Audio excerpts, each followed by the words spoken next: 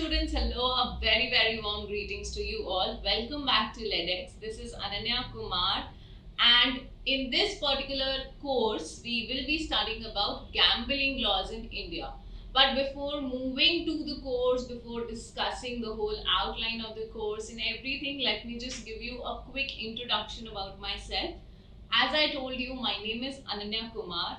I reside here in Delhi, and I had a short stint of an advocate practicing in Delhi for a while, but then I moved on to academics, and now my whole sole motive is to provide all kinds of knowledge that I have with you all students. So I have completed my LLB from Campus Law Center, Delhi University. Post that, I have completed my LLM in cyber law, and now presently I am pursuing my PhD in law. And apart from this, I have been associated as an assistant professor with the IP University itself. So this was a quick little introduction about me. Now moving on with this particular course, let me tell you beforehand that prior to this particular course, I have completed 2 other subjects on LedX, that is white collar crimes in India and protection of women in cyberspace. So if you have any interest in knowing about these courses, if the topics of these courses they intrigue you to some extent, then please do go and have a look to those courses. It will mean a lot to me. So now finally moving further with the course that we need to discuss over here, that is gambling laws in India. Now before giving you any overview, I would really like you all to pause the video for a second and give me an answer. What do you think? Whether gambling in India is legal or it is illegal?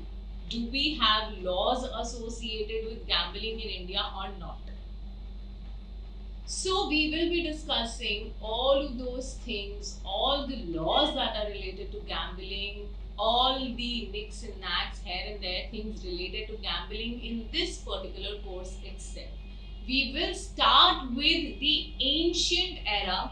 I always try and start my courses with the ancient era to give you a historical perspective of the issue, of the situation, of the concerned issue that we are talking about through a historical point of view.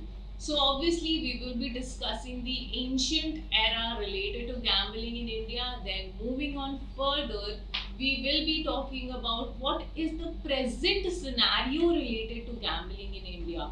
Whether or not, as I asked you, the gambling is legal in India or it is illegal in India. If it is legal in India, then to what extent? How you can indulge yourself into gambling so as to you behave in a legal manner. So we will be talking about all of that. Then moving further, let me tell you that gambling laws are state specific laws. Though we have a central legislation that deals with gambling laws in India, but the Constitution of India, it provides provision to the states that they can make their own laws related to this particular subject matter. So we do have various state legislations that deal with gambling laws in India, that relate to the gambling games that are prevalent in India. You know, you have so many gambling games in India. You have horse riding, you have betting, you have rummy, you have lottery. Now you have online gambling games. You have Dream 11, which is very famous gambling game. So there are so many. What I'm trying to tell you is that there are so many gambling games in India. So we will be discussing all of that.